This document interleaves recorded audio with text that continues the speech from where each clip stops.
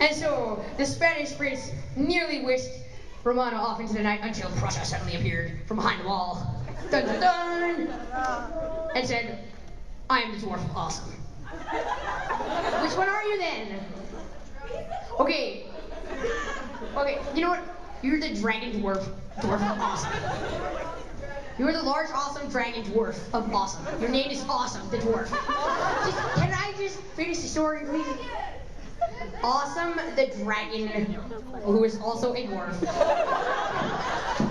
You want your pancakes tomorrow or not? And so, Awesome, the dwarf dragon thing, decided to rescue Romano because he wanted him for himself. And so he stole Romano from the Spaniard prince. Because you're going to feed him to your baby dragons. You're going to feed him to the baby dragons. Just steal him. Your dragon children need to eat. Speaking of which, the dragon children, who were named well endowed,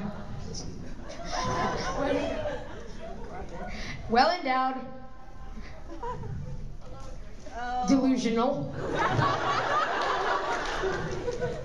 Asian, weak. I'm kidding. Pasta loving. Cheerful? I don't know. Go out there, cheerful. Go. Obnoxious. And sleepy. By the way, sleepy is one of the dragon children dwarf things, and somehow is actually the Spaniard prince in disguise. He's taking a siesta. And so, the dragon children all screamed except for a Spaniard who was sleeping, sleepy Spaniard. His name was Siesta. They screamed out, feed us, mommy! And they annoyed him constantly until he took Princess Snowmano whiteness, yeah. Snowmano. He took Snowmano home to feed to his children, dragon dad. He took the giant tomato Snowmano to his lair and fed them to his, and was going to feed him to his awesome dragon children. Meanwhile, in his castle, speaking to his reflection still. Yes, it kind of opened. Yeah, there's the mirror. Okay. Mirror, mirror on the wall. Mirror, mirror on the wall. Is that little Italian brat done yet? At all. And his answer was, damn it! Not quite.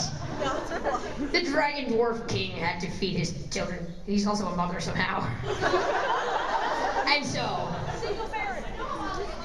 And so, in Hetalia, we do not question anything. And the dragon children suddenly turned into dancing Mexican jumping beans. And he jumped around. Jump around, come on. Actually, see, British Columbia came by a few minutes ago and gave me some special brownies. But come on, I'll continue with the story. Just jump around, come on. Jump around, please. Except for well endowed because it was dangerous.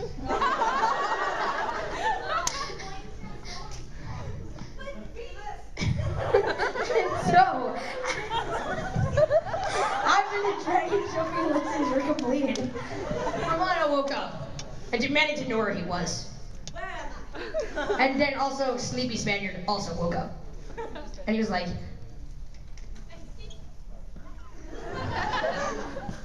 what? And so, Spaniard and Dragon did battle to claim the rights to Romano's vital regions. Meanwhile, during the battle, England had come up with a new spell that will probably fail, just like everything else. I'm sorry. He came up with a new spell to disguise himself as America. And trick Romano into eating a magical hamburger that would knock him out for 100 years. Within that time, those 100 years, England would spend his time plucking and waxing his eyebrows and learning to cook better. I will be the best cook in the land! And so, Romano ate the magical hamburger and the magical tomato inside knocked him out. Serving those many tomatoes. And so, the Prince Spain revealed his true identity as the Matador. Dun, dun, dun, dun, dun, dun. And went to kick the crap out of the dragon. And then the Queen, who's also British. We're running out of time, guys. His awesome hat fell to the ground, and he roared in discomfort. And so, after somehow magically doing away with England, who did not get enough screen time this episode.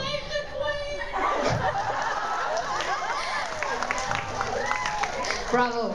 And so, Spain found the knocked out body of Romano and decided he would violate him while he was asleep because when he's awake he can't do it. Oh yeah.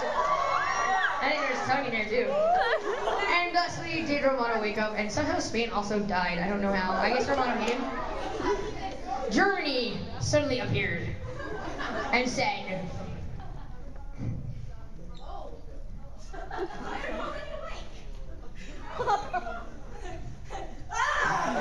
and so Italy did what all Italians do and ran away. And they all lived happily ever after. I don't know.